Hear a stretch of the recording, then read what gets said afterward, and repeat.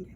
In example 3, we are still going to graph the parabola, but this time the parabola's equations are given in general form, and we need to change those to standard form. Okay. When we change these to standard form, we might have to go through that process of completing the square, and we might not. So you just kind of have to see what we have. But we always want the variable that's squared to be on the left-hand side, and then any term containing that same variable will remain on the left-hand side as well. Now in letter A, the quantity that's squared is x squared. Okay? So first thing I'm going to do is I'm going to subtract the 3 and move it to the right-hand side. So I have x squared minus 4y,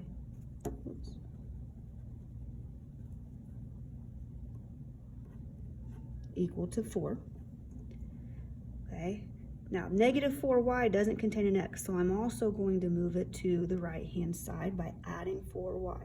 So I have x squared equal to a positive 4y plus 4.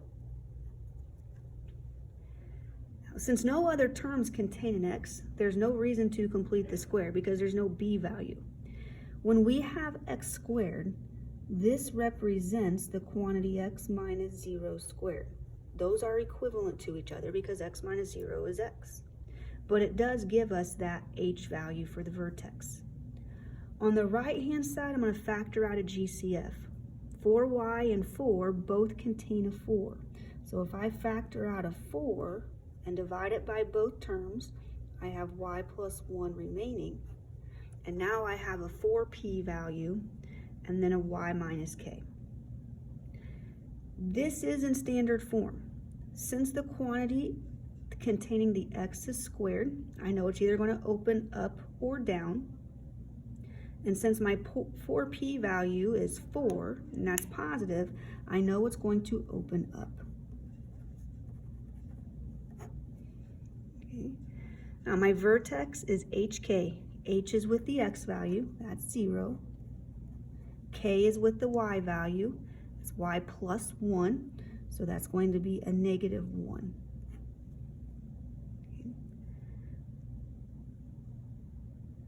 Okay, I like to go ahead and graph this. I'm going to scroll down the page, graph my vertex 0, negative 1.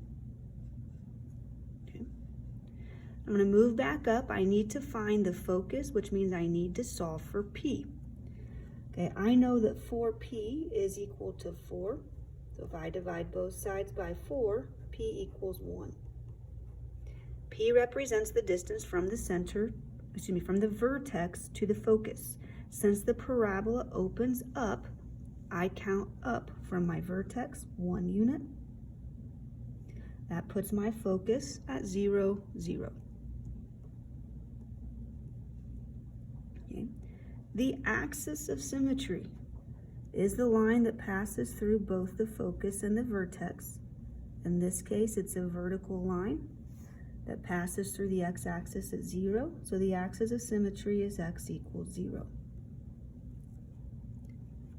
Okay, the directrix is also p units from the vertex in the opposite direction of the focus. Okay, so this is my vertex, p is 1. I'm going to go down, and it is the line perpendicular to the axis of symmetry. So this time the directrix is going to be a horizontal line, passes through the y-axis at negative 2. So the equation for the directrix is y equals negative 2. Okay. Next, we have the length of the LR. Okay, length of the LR is the absolute value of 4p. So the absolute value of 4, which is equal to 4. Okay, so from my focus, okay, if the whole length is 4, I'm going to cut that in half. Half of 4 is 2, and I'm going to count right 2, and I'm going to count left 2. So the endpoints of the LR are negative 2, 0, and 2, 0. And then I can connect the vertex with the endpoints of the LR to create my parabola. Okay, I would like for you now to try letter B.